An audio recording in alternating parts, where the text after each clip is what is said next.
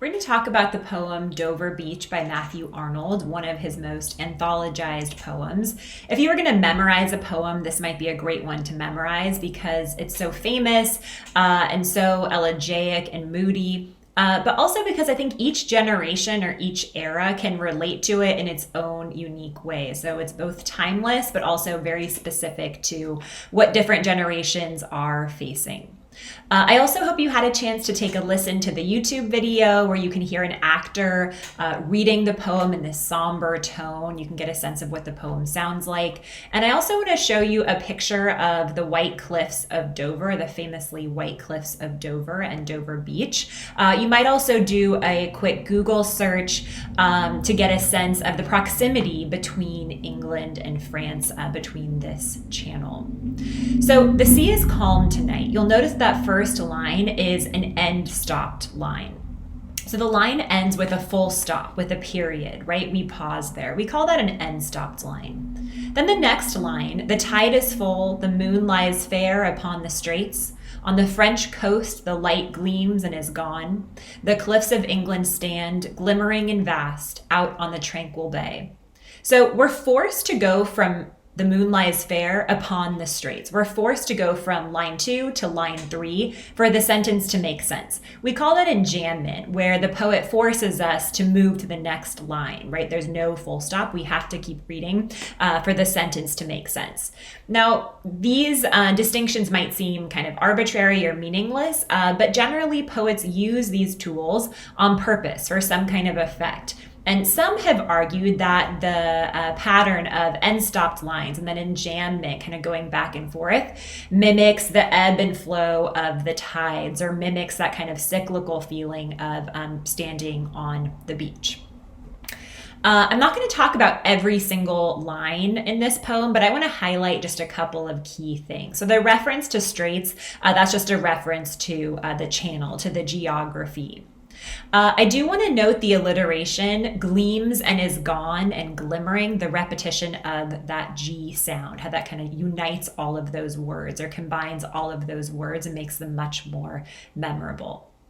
From reading this first stanza, we know where the speaker is, where he's situated. So we know that the speaker is looking out onto the sea at nighttime when it's been bleached or blanched by the moonlight. You've all experienced that. You've probably looked at the water at nighttime when the moon is out. It's pretty romantic with a lowercase r, also with a capital R.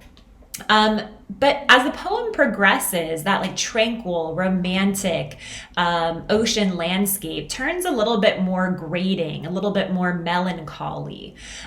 We also know that the speaker is presumably inside, right? Because he tells his listener, whoever is listening to him, come to the window, let's look outside at the shore. Many people say that Matthew Arnold wrote this poem while he was on a honeymoon with his wife.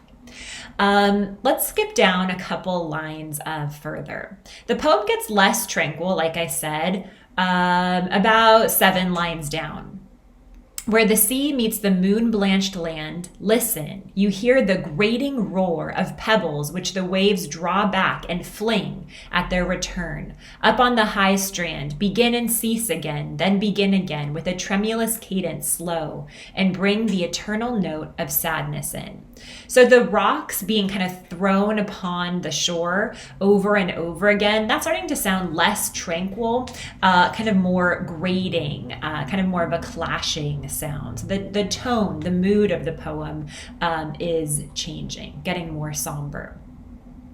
Sophocles long ago heard it on the Aegean, and it brought into his mind the turbid ebb and flow of human misery. So here he's referencing Sophocles. So he's connecting himself to the famous Greek playwright, right? The one who wrote Oedipus and all of those famous tragedies. So he's connecting himself to these poets, to these thinkers, to these artists from centuries before, as if looking out on an ocean, feeling these melancholy feelings, is this universal, timeless experience. Whether you're looking out onto the English Channel or you're looking out onto the Aegean Sea and the Mediterranean, you felt these profound feelings of human misery and sadness. So he's connecting himself to an important figure, and he's suggesting that these feelings are cyclical, that we each experience them, but in our own ways. By the way, turbid means kind of murky or muddy. The sea of faith was once too at the full and round earth's shore, lay like the folds of a bright girdle furled. Now, I've never really understood this. A girdle, like a corset, some sort of undergarment, it seems like to me an odd comparison here. Furled means kind of rumpled up. So the sea of faith, now the ocean is not just an ocean, but it represents faith, whether that's faith in God, believing in something greater than yourself, whether that's faith in country, believing in something that you can't necessarily see or hear, you can't necessarily quantify, that once used to be full, but now the speaker hears its long, melancholy, withdrawing roar. So something has changed. Maybe it's people's conceptions of God. We know that during this time period, the way people thought about God and spirituality was starting to change. Theories of evolution were changing the way that people felt about their faith. Also, a change from a way of life that had been going on for centuries to a much more industrialized way of life with the Industrial Revolution. All of those things were forcing people to ask big questions about their place in the world. So faith, yes, could be faith in God, but it could be faith in many different things. So somehow this faith is receding. Like the ocean's tide, it's going away in this really dramatic, but also perpetual, loud way. The reference to the naked shingles, that's most likely not shingles like shingles on your roof, just meaning pebbles. There's something really just stark about this image of all of these pebbles by themselves that are naked because the water has washed away, because the tide has receded. That sea of faith that used to fill people up is now going away, and the speaker can hear as it recedes, as it retreats. Notice all of those long vowel sounds, melancholy, long, withdrawing, roar. We call that assonance. Those vowel sounds are repeated for effect. They really do convey the sense of hollowness or emptiness with those sounds. There's a little bit of hope, though, in this poem. Ah, love, let us be true to one another. So here he's probably speaking to the woman that he's talking to in the poem, or the person that he's talking to in the poem.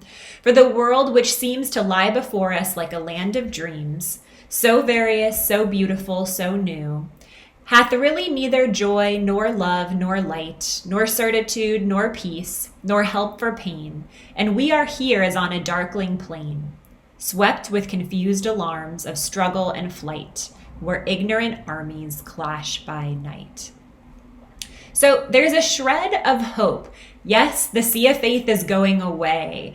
This feeling of misery or faithlessness or not knowing what to believe in is overwhelming. But we do have a choice to make human connection, or at least to be faithful. Maybe if we don't have faith, at least to be faithful or connected to one another. There are all of these negations. The world that seems like it has all these possibilities, the land of dreams, so various, so beautiful, so new.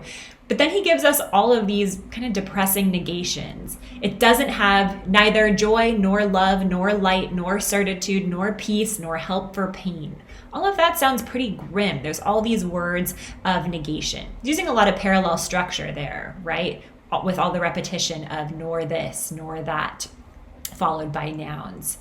And we are here as on a darkling plain. It's a very kind of abstract and depressing image. Basically, it just means a dark plane, whether that's some sort of plane like you learned about in geometry class, or plane is in some sort of dimension. We are here in this dark plane on our own, by ourselves. And to add to that, the fact that there's no certainty, no guarantees, no real love, no real light, it's as if we're in some sort of battle. Now, some people say that this could be a reference to the battle of Epipolae, where armies, because they couldn't see each other because it was nighttime, they were having a battle, they actually ended up killing people on their own side, so killing brothers or friends because they couldn't see who the enemy actually was. That's one theory about what the illusion could be at the end. But clearly it's a reference to people fighting, but they don't really know what they're fighting for, or they don't really know who the true enemy is. So it ends on this pretty depressing note of the ignorant armies clashing. And that's some onomatopoeia, right? Clash. It sounds like exactly what it is, clashing by night. But there is this shred of hope that maybe these things don't exist. Maybe faith in God or faith in nation or faith in something bigger is rocky. But we can be true to one another. We can be good to one another, right? That's all we have in the world, is being true to one another, however you want to interpret that. I want to read a quotation from Victorian Web, which is a really great resource. It's a website written by scholars from Brown University and other universities. I think this is kind of helpful. Dover Beach is a melancholic poem. Matthew Arnold uses the means of pathetic fallacy when he attributes, or rather projects, the human feelings of sadness onto inanimate objects like the sea. At the same time, he creates a feeling of pathos. The reader can feel sympathy for the suffering lyrical self who suffers under the existing condition. Sorry, I think that's my typo. So if you take an English 101, you may have learned about those Aristotelian rhetorical appeals of ethos, logos, and pathos. But the pathetic fallacy is attributing some sort of sympathy or emotion to nature, as if when nature cries, it's because it feels our pain. Or when flowers bloom, it's because they're rejoicing in our joy and in our happiness. So this idea of the suffering lyrical self, I think, captures the speaker of this poem and helps us bridge this poem with the other poem that you're reading called The Dover Bitch, which is sort of mocking this poem as a critique of this poem, is clearly making an allusion to this poem and maybe poking fun at this lyrical, kind of melodramatic and melancholic self, the speaker of this poem. Another thing I want to point out before we end is that if you look at this poem, the first stanza is almost like a sonnet. In fact, so it's 14 lines, and some of this is iambic. So it's almost like a sonnet, but then it couldn't be contained. The thought could not be contained in sonnet form.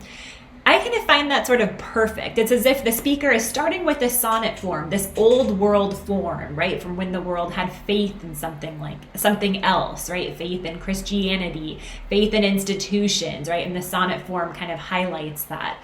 And then it can't really be contained, that it moves on to a different form. It's no longer the sonnet form toward the end of the poem. So to me, starting off with a sonnet form and then kind of breaking free of that form and kind of having a little bit less structure connects to some of the themes of the poem, right? How do we deal with modernity? How do we deal with being in a world where we don't necessarily have faith in God or the afterlife, or that our nation, England, is the most powerful nation? How do we deal with those changes? I also think, like I said before, it's helpful to put the poem in context of your own life. So even though the first industrial revolution happened a long time ago, you might think about how major changes in our society, whether it's automation or the rise of internet technologies, whatever it is, how major changes in our society have maybe changed our faith. Not even necessarily faith in God, but faith in something else, faith in something bigger. But do we still have that shred of hope? I hope you enjoyed this poem, even though it can be rather depressing. I think if you read it carefully, you can find some notes of optimism in it as well.